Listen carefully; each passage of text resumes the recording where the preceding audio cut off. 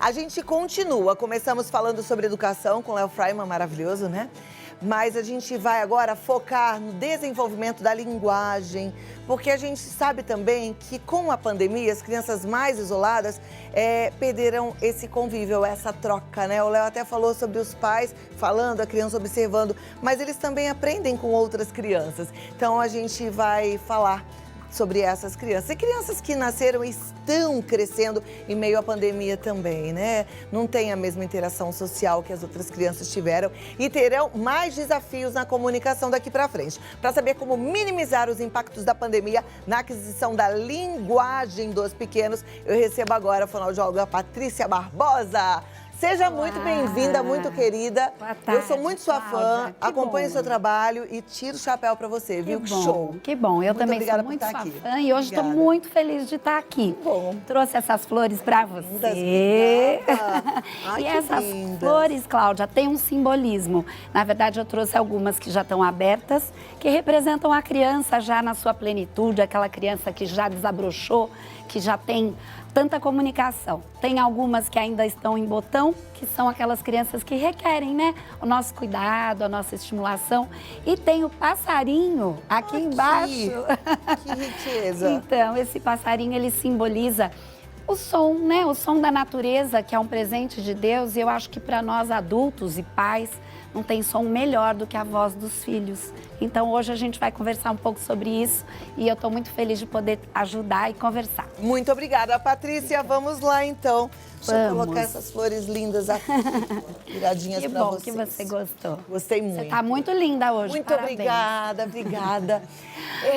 Eu estou contente da gente trazer esse assunto, porque eu tenho conversado com algumas mães e tenho observado que elas estão angustiadas porque algumas crianças estão mesmo com atraso no desenvolvimento da linguagem. Sim. Isso só eu que estou percebendo ou é um fato? Não, Cláudia, os consultórios estão muito cheios e assim, até para a gente entender um pouco, é interessante a gente voltar e saber que os primeiros 1000 dias da vida da criança são fundamentais para o desenvolvimento geral dela.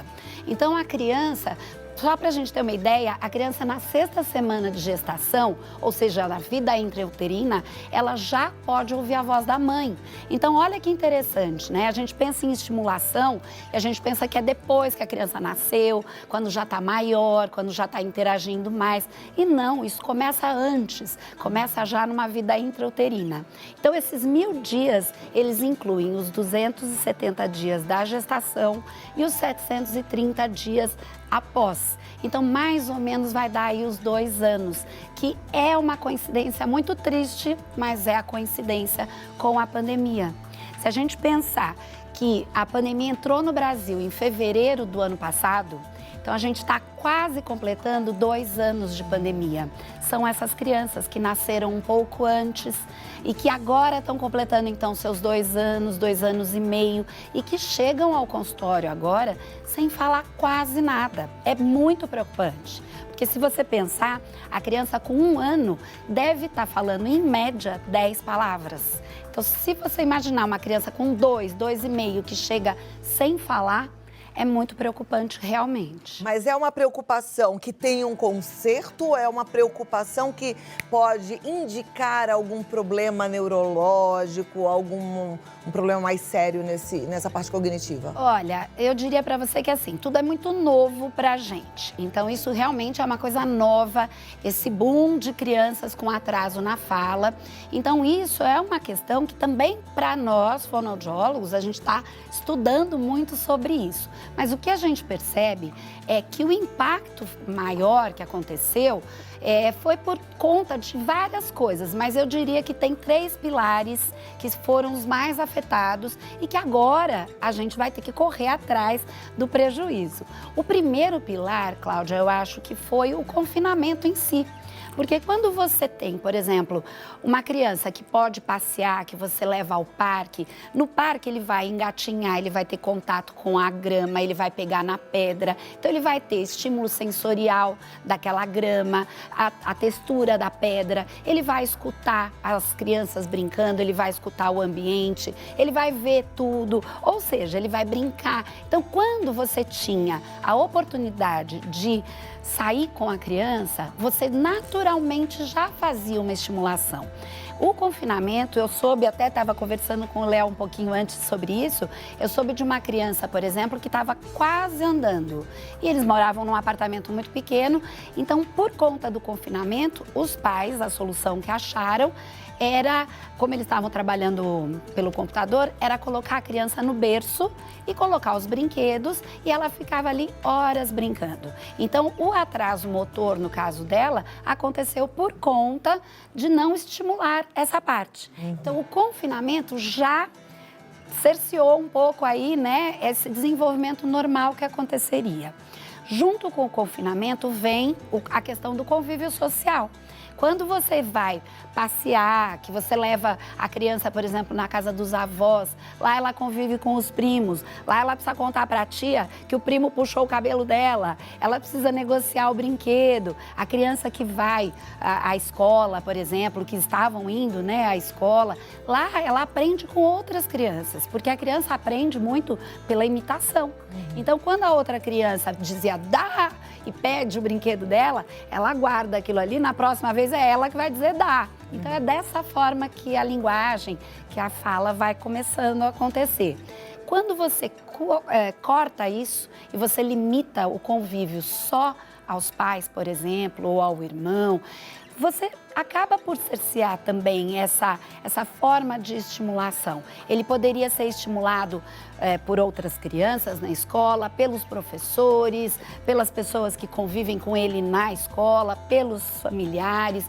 Eu tenho crianças que só conhecem os familiares, os avós, os tios, pela tela, né? Porque não tiveram ainda oportunidade. Então, isso acaba por limitar a estimulação, mas como você disse, e como o Léo disse tão brilhantemente, graças a Deus que a criança tem um caminho muito grande pela frente, então a estimulação deve ser feita, já deve ter começado, enfim, né? Mas tem sempre um tempo, tem sempre conserto, vamos dizer, você pode estimular sim e ajuda muito. Você falou que eram 3 fatores, né? A pandemia, Isso. O primeiro eu acho que foi o confinamento, o segundo foi o convívio limitado, né? Nós todos ficamos com convívio limitado. E o terceiro eu diria que é a rotina, porque mudou muito a rotina. Então, aquela criança, se para nós foi complicado lidar com a mudança da rotina, que dirá para uma criança. Então, as crianças também se perderam. E o que nós começamos a observar é que os pais também começaram a perder oportunidades que eles tinham de estimulação com a criança, que foi se perdendo. Então, vou dar um exemplo. Aquele pai que saía para trabalhar e a criança ficava esperando, ele sabia qual era o horário que o pai chegava, porque o pai buzinava, por exemplo. Então, era uma oportunidade de interação, de estimulação, porque ele já ia lá para a janela, o pai chegava, batia na porta, aquilo gerava uma situação comunicativa. E o que essas... Vou falar agora corretamente, né, já que o Léo me atentou. O que esses pais, eu ia falar mães, o que esses pais podem fazer agora para correr atrás desse prejuízo? Pois é, olha, eu acho que assim, a primeira dica é...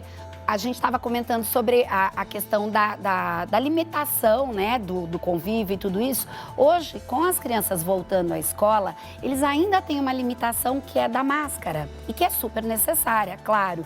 Mas a máscara acaba limitando, porque a pista visual que a criança tem é tirada quando está com a máscara. Então, em casa, quando todos nós estamos sem máscara, é uma oportunidade maravilhosa dos pais estimularem. Então, eu acho que assim, a minha dica de ouro seria que os pais falassem olhando para a criança, numa velocidade que seja boa para a criança, que é anormal, como a gente fala, mas eu digo, quando eu falo olhando, o contato visual, a criança olha automaticamente para a minha boca. Lembra que eu comentei com você que ela vai imitando? Então, ela vai me imitar. Então, uma dica que eu acho que é importante também é que a gente fale corretamente sempre, adequado à idade da criança. Então, claro, uma criança pequenininha, você pode usar e deve usar as onomatopeias, porque elas são fonte, né, de estimulação. Mas depois você vai adequando. Então, ele vai aprender que o au-au é aquele ali que ele viu no filminho, por exemplo. Quando ele sair, você diz, olha o au-au. À medida que ele vai crescendo, é o cachorro que faz au-au. Mas a criança tem que ter essa estimulação e ela tem que ter isso de uma forma lúdica, prazerosa, que deve ser feito pelos pais. O que a gente percebe muito é que às vezes os pais delegam, e aqui não é uma culpa, ninguém está querendo colocar a culpa em ninguém, mas o que a gente quer salientar é que a gente tem percebido que por conta da necessidade mesmo de trabalhar, os pais acabaram deixando muito as crianças com acesso à tela por muito tempo. E isso não é estimulação. Isso é apenas, ele está assistindo, mas precisa ter a troca. Precisa ter alguém ao lado dele, assistindo com ele aquele desenho, para comentar alguma coisa, para pedir para ele repetir, para cantar a musiquinha com ele. Aí sim, você usa aquilo como uma ferramenta de estimulação. Senão, a gente não consegue ter essa troca. Eu acho que a pista visual, como a gente disse, colocar rotinas. Então, por exemplo, como o Léo comentou, a rotina é uma oportunidade enorme de você estimular. Então, na hora do banho, nomear as partes do corpo. Na hora da refeição, se você quiser, por exemplo, ir folheando, desliga a tela, quer ir folheando, por exemplo, um livrinho com figuras que a criança gosta. A hora que você for colocar a comida na boca dela, por exemplo, você nomeia aquele bichinho que apareceu. Ela vai olhar para a colher, olhar para a sua boca, estará ouvindo, né, a palavra que você falou, e dessa forma ela vai ser estimulada. Perfeito. Tá Papel bom? nosso. Vamos lá. Patrícia Moreira Barbosa de Castro, fonoaudióloga, siga, acompanhe, ela tem muitas dicas maravilhosas, o Instagram dela é Patrícia Barbosa de Castro, e se quiser marcar para bater um papo, salva aí o WhatsApp dela, é o 119 6573 1808, 119 6573 1808. Muito obrigada, Eu que Patrícia, agradeço, foi uma alegria te Cláudia. receber. Que bom, e que até a bom. próxima, Se viu? Deus Volte quiser. mais vezes. Obrigada. Agora você comigo, vamos, porque a gente não para. Do mesmo jeito que a gente aprendeu que dá para correr atrás daquele déficit